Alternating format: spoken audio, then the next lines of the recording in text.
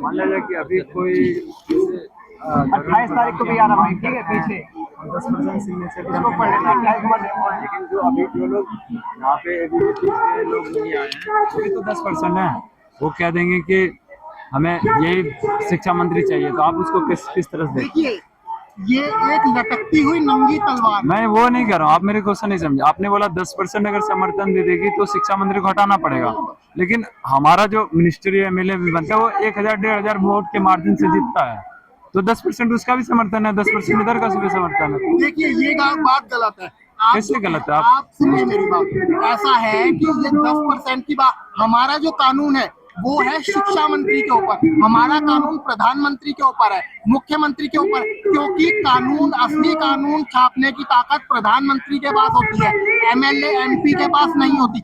MLA MP जो होते हैं उनकी उनकी सहमति होगी, उनकी यूनिटी होगी, तब वो कानून बनेगा। 51% यूनिटी होगी अगर, तो पार्लियामेंट में कानून बनेगा। आप मेरे क्वेश्चन को जस्टिफाई करें कि आपने बोला 10% सम्मत हो जाएगी तो रिजिग्नेशन मिल जाएगा, 10% समर्थन मिल जाए तो रिजिग्नेशन मिल जाएगी, लेकिन उसका जो उस पार्टी को सपोर्ट कर रहा है उसका भी तो 10% समर्थन, बाकी 90% का तो समर्थन नहीं मिलेगा ना भाई, तब तो वो चले जाएंगे। अगर वो 12% समर्थन दे दे तो फिर नहीं देगा रिजिग्नेशन। भाई साहब, 51% अगर लोग, 10% लोग ये कहते हैं कि इसे निकालो, ठीक है, 90% नहीं कहते, मान लीजिए, तो ये मास मूवमेंट शुरू होगी ना उसी टाइम पर। उसी टाइम पर लोग कहेंगे, सारे लोग डिसाइड करने लग जाएंगे कि भाई इसे निकालना। मान लीजिए आप है, आपने वोट वापसी पासबुक है आपके पास, आपने कहा कि भाई ये जो है हमें इस मंत्री को निकालना है, आपने अपनी सहमति दी और जमा कराई है पासबुक, आपने देखा, अब आपने शुरुआत कर दी, आपने चिंगारी लगा दी। जैसे ही आपने चिंगारी लगाई, लोगों को सबको पता चल जाएगा कि हाँ भाई इस एक व्यक्ति ने शुरुआत करी है। तो जैसे एक व्यक्ति शुरुआत करेगा, सब लोगों के पास जानकारी पहुंच जाएगी इंटरनेट के थ्रू, क्योंकि ये एक ऐसा सर्वर बनाया जाएगा, हमारा एक ऐसा सर्वर गवर्नमेंट बनाएगी जिससे प्रत्येक व्यक्ति के पास उसकी शिकायत, जिस व्यक्ति ने हटाना है उसकी शिकायत प्रत्येक व्यक्ति के पास चली जाएगी। अगर उसके खिलाफ आरोप है कि भाई उसने भ्रष्टाचार किया है, तो उसको निकालने के लिए जन समर्थन अपने आप जुड़े। कितने परसेंट की समर्थन चाहिए? भाई साहब, वैसे देखा जाए तो मेजोरिटी के हिसाब से 51% समर्थन चाहिए होता है।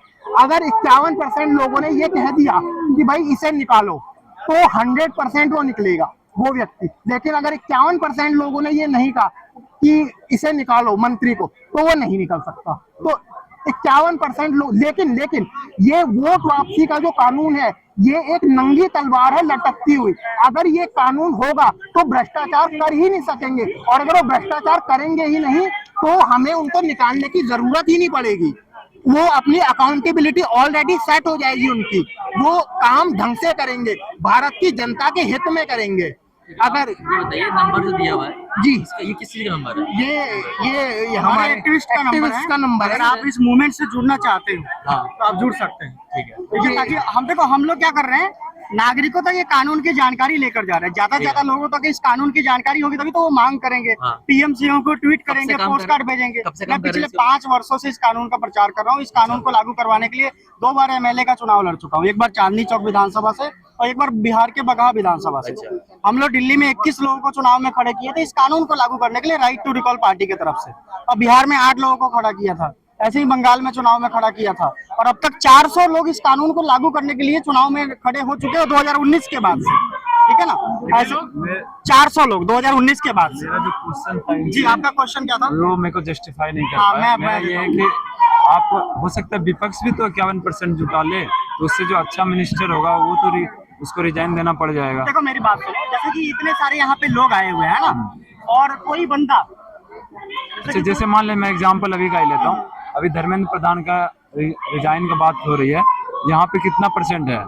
उसके खुद बीजेपी एबीवीपी के जो कार्यकर्ता और जितने भी हैं वो तो नहीं आ रहे हैं। अगर आप परसेंटेज बेसिस पे जाते हैं तो 51% तो से ज्यादा उसका समर्थन है, तो फिर कहाँ से रिजाइन थोड़ी मिलेगी हमको। तो ये तो मेरे को थोड़ा सा नहीं लगा, इमेजिनरी बात लगी। देखो अब मैं आपको बताता हूँ पूरा प्रोसीजर। से धर्मेंद्र प्रधान का इस्तीफा लेना है, ठीक है ना, तो अब यहाँ पे कम से कम 10,000 लोग आके जा चुके हैं यहाँ से, जब से 20 तारीख से चल रहा है ना, 20 तारीख के बाद से। तो धीरे धीरे वो 10,000 से 1 लाख लोगों तक जानकारी जाएगी, और 10 लाख लोगों तक जानकारी जाएगी, 1 करोड़ लोगों तक जानकारी जाएगी। जितने दबाव से वो दब सकते हैं प्रधानमंत्री, उतना दबाव उन पे पड़ेगा, वो लोग इस्तीफा दे देंगे। अभी फिजिकल अब आप सुनो, मैं आपका क्वेश्चन का ही आंसर दे रहा हूँ। अगला जो शिक्षा मंत्री आए वो वोट वापसी पासबुक कानून के अंदर आना चाहिए, तो वोट वापसी पासबुक कानून के अंदर आएगा। अब वो भी भ्रष्टाचारी निकल गया तो नागरिक उसको रिकॉल कैसे करेंगे?